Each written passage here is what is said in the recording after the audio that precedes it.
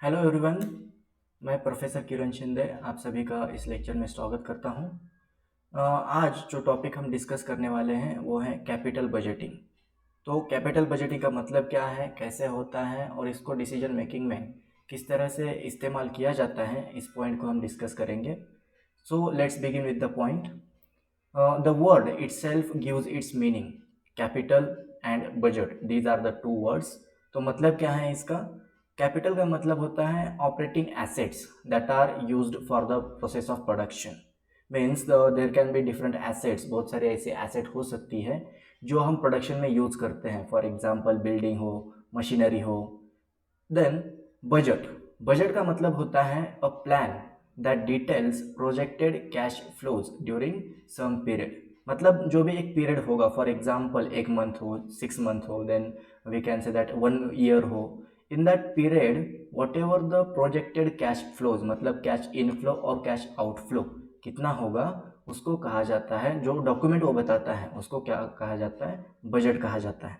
तो capital budgeting का मतलब होता है the process of analyzing projects and deciding which ones to include in the capital budget। मतलब हमारे पास अगर बहुत सारे प्रोजेक्ट्स अवेलेबल हैं तो उस हर प्रोजेक्ट को हमें यहाँ पे एनालाइज करना है, और एनालाइज करने के बाद हम ये डिसीजन ले पाएंगे कि कौन सा प्रोजेक्ट हमारे लिए ज़्यादा प्रॉफिटेबल होगा और कौन सा प्रोजेक्ट हमारे लिए प्रॉफिटेबल नहीं होगा।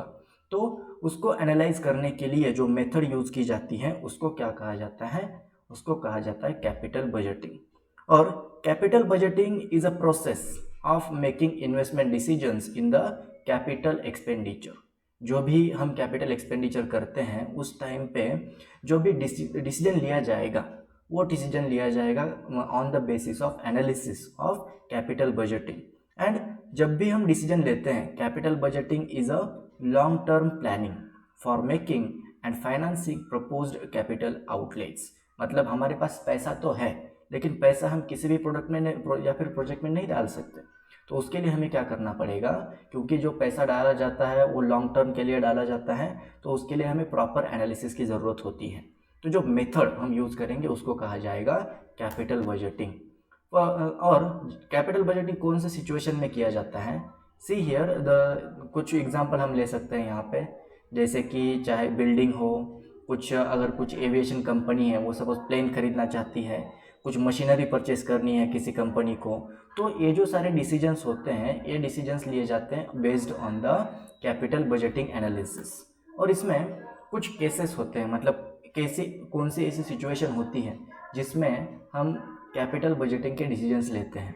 First of all replacement. Suppose कुछ कुछ एसेट हमारे पास हैं, जो एसेट हम अभी रिप्लेस करना चाहते हैं एट द करंट प्राइसेस।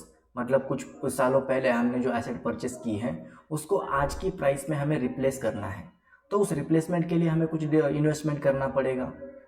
उसके बाद एक्सपांशन। एक्सपांशन मतलब जो हमारा ऑलरेडी अवेलेबल प्रोडक्शन कैपेसिटी है उस प्रोडक्शन कैपेसिटी को हम बढ़ाना चाहते हैं, तो उस कैपेसिटी को बढ़ाने के लिए भी हमें इन्वेस्टमेंट करना पड़ेगा। देन डाइवर्सिफिकेशन, मतलब investing in the different types of products. For example अगर हम लेंगे टाटा ग्रुप, तो जो टाटा ग्रुप है उस ग्रुप के जो बिजनेसेस हैं वो हर सेक्टर में है। फॉर एग्जांपल वो ऑटोमोबाइल्स में भी हमें देखने को मिलते हैं, वो आईटी में भी है, कंज्यूमर गुड्स में भी है। तो डाइवर्सिफिकेशन मतलब अलग अलग प्रोडक्ट्स को हमारे कंपनी में इन्वॉल्व करना, उसको कहा जाता है डाइवर्सिफिकेशन। तो उस डाइवर्सिफिकेशन के लिए भी इन्वेस्टमेंट ज़रूरी होता है। देन रिसर्च एंड डेवलपमेंट, मतलब कुछ नया प्रोजेक्ट है, नया प्रोडक्ट है, उस पर हमें रिसर्च करनी है, उसके लिए भी हमें इन्वेस्टमेंट लगता है। कुछ मिसलेनियस कॉस्ट भी होते हैं।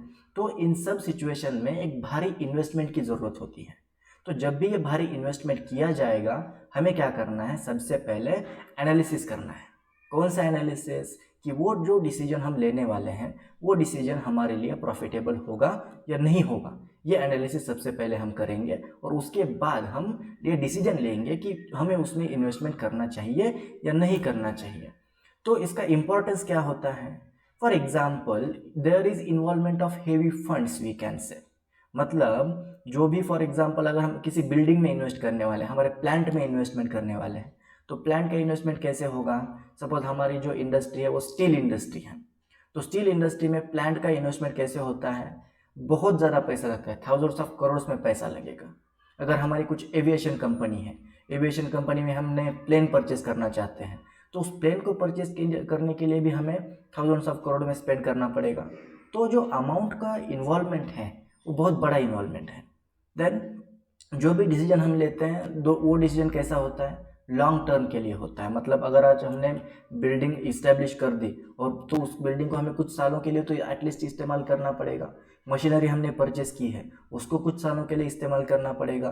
तो जो डिसीजन होता है वो लॉन्ग टर्म होता है, इरिवर्सिबल डिसीजन होता है। मतलब अगर एक बार हमने वो डिसीजन ले लिया तो वो क्या होता है, इरिवर्सिबल होता है। मतलब किसी मूवी में एक डायलॉग है, एक बार जो मैंने कमिटमेंट कर दी तो मैं अपने आप की भी नहीं सुनता। तो इसी तरह से ये डिसीजन होता है कि जो भी इन्वेस्टमेंट किया जाएगा वो इरिवर्सिबल होगा। उसके बाद this particular decision help we can say capital budgeting helps in analysing the most difficult decisions. मतलब जो भी हमारे डिसीजंस हैं उस डिफ़िकल्ट डिसीजन को एनालिसिस करने के लिए जो मेथड हमें हेल्प करेगा उसको क्या कहा जाता है, कैपिटल बजटिंग कहा जाता है। तो जो बिजनेस है, बिजनेस में अलग अलग तरह के डिसीजंस लिए जाते हैं। कौन से डिसीजन होते हैं, फॉर एग्जांपल इन्वेस्टमेंट डिसीजन होगा, फाइनेंशियल डिसीजन होगा, डिविडेंड डिसीजन होगा। तो जब भी इन्वेस्टमेंट डिसीजन लिया जाएगा, ये इन्वेस्टमेंट डिसीजन दो तरीके के होते हैं। पहला है लॉन्ग टर्म एसेट वाला और दूसरा है शॉर्ट टर्म एसेट। तो ये जो लॉन्ग टर्म एसेट और शॉर्ट टर्म एसेट्स के डिसीजन हैं, उसमें लॉन्ग टर्म में जब भी हम डिसीजन करते हैं तो हमें कैपिटल बजटिंग का इस्तेमाल करना पड़ेगा। So this is the importance we can say of the capital budgeting. ये एक बहुत इंपॉर्टेंट चीज़ है जो हमें ये बताता है कि हमारा जो फ्यूचर इन्वेस्टमेंट होगा वो इन्वेस्टमेंट हमारे लिए प्रॉफिटेबल होगा या नहीं होगा। Then in the capital budgeting बहुत सारी ऐसी टेक्निक्स हैं। कौन सी टेक्निक्स हैं, डिस्काउंटिंग क्राइटेरिया है और नॉन डिस्काउंटिंग क्राइटेरिया। दो अलग अलग तरीके के क्राइटेरियाज हम यहाँ पे यूज़ करते हैं। और उसमें डिस्काउंटिंग क्राइटेरिया में क्या आएगा, तो नॉन डिस्काउंटिंग क्राइटेरिया में क्या आएगा, दो मेन मेथड्स यूज़ करते हैं, पे बैक पीरियड मेथड और average rate of return method. और उसके बाद डिस्काउंटिंग क्राइटेरिया में net present value, profitability index और इंटरनल रेट ऑफ रिटर्न। ये तीन अलग अलग तरीके के मेथड्स यहाँ पे यूज़ किए जाते हैं। तो सबसे पहले हम स्टार्ट करेंगे अलग अलग मेथड्स से, लेकिन उसमें जाने से पहले हमें एक चीज़ और समझनी पड़ेगी, वो होता है कैश फ्लो। तो कैश फ्लो बिजनेस में कैसे होता है, first of all profit before depreciation. मतलब हमारा जो टोटल रेवेन्यू होगा उसमें से टोटल कॉस्ट जब हम माइनस करेंगे तो हमारा प्रॉफिट बिफोर डिप्रिसिएशन मिलेगा।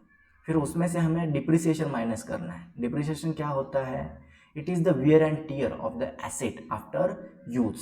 मतलब फॉर एग्जांपल अगर हमने कुछ एसेट आज परचेस किए हैं, ओके, तो एक साल बाद उस एसेट की वैल्यू तो सेम नहीं रहेगी, उसका वैल्यू कुछ ना कुछ कम हो जाएगा। तो जो कम हुआ वैल्यू है उसको कहा जाता है डिप्रिसिएशन। और डिप्रिसिएशन पे टैक्स नहीं लगता है, वो डिप्रिसिएशन का अमाउंट कंपनी के पास ही रहता है। इसीलिए जो भी हमारा प्रॉफिट बिफोर डिप्रिसिएशन होगा उसमें से हम डिप्रिसिएशन अमाउंट को माइनस करेंगे, और जब वो माइनस करके जो अमाउंट हमें मिलेगा उसको कहा जाता है प्रॉफिट बिफोर टैक्स। ओके, और उसमें ये profit before tax and after depreciation होता है। तो इसमें से हम टैक्स माइनस कर देंगे। टैक्स क्या होता है, गवर्नमेंट को पैसा चला जाता है। तो जो गिवन परसेंटेज होगा प्रॉफिट बिफोर टैक्स का, फॉर एग्जांपल 10%, 20%, 30%, तो वो टैक्स हम माइनस करेंगे। और वो टैक्स माइनस करने के बाद हमारे पास जो पैसा बचेगा उसको कहा जाएगा प्रॉफिट आफ्टर टैक्स, और इसको हम कहते हैं अकाउंटिंग प्रॉफिट और नेट प्रॉफिट। फिर उसमें हम डिप्रिसिएशन ऐड कर देंगे और जो भी अमाउंट मिलेगा उसको कहा जाएगा कैश फ्लो। तो एक सवाल यहाँ पे बनता है कि पहले हमने डिप्रिसिएशन माइनस किया, फिर हमने डिप्रिसिएशन ऐड कर दिया, ऐसा क्यों? क्योंकि जो डिप्रिसिएशन का अमाउंट होता है वो कंपनी के पास ही रहता है और उस पर टैक्स नहीं लगता। अगर हम डायरेक्टली टैक्स कैलकुलेट करते तो हमारा टैक्स अमाउंट ज़्यादा होता। इसीलिए हमने पहले डिप्रिसिएशन माइनस किया, फिर गवर्नमेंट को टैक्स दिया और फिर हमने डिप्रिसिएशन ऐड कर दिया। तो प्रॉफिट आफ्टर टैक्स का अमाउंट और डिप्रिसिएशन का अमाउंट, ये दोनों अमाउंट कंपनी के पास रहते हैं। इसीलिए हम उसको पहले माइनस करेंगे और फिर ऐड कर देंगे, और जो अमाउंट बचेगा उसको कहा जाएगा कैश इनफ्लो। तो this is the introductory part of the capital budgeting. इसके बाद हम देखेंगे अलग अलग मेथड्स जो कैलकुलेट करते हैं और जिसके बेसिस पे हम डिसीजन लेते हैं। तो पहला मेथड होगा हमारा पे बैक पीरियड। वो पे बैक पीरियड मेथड हम नेक्स्ट लेक्चर में डिस्कस करेंगे। आज के लिए इतना ही। Thank you.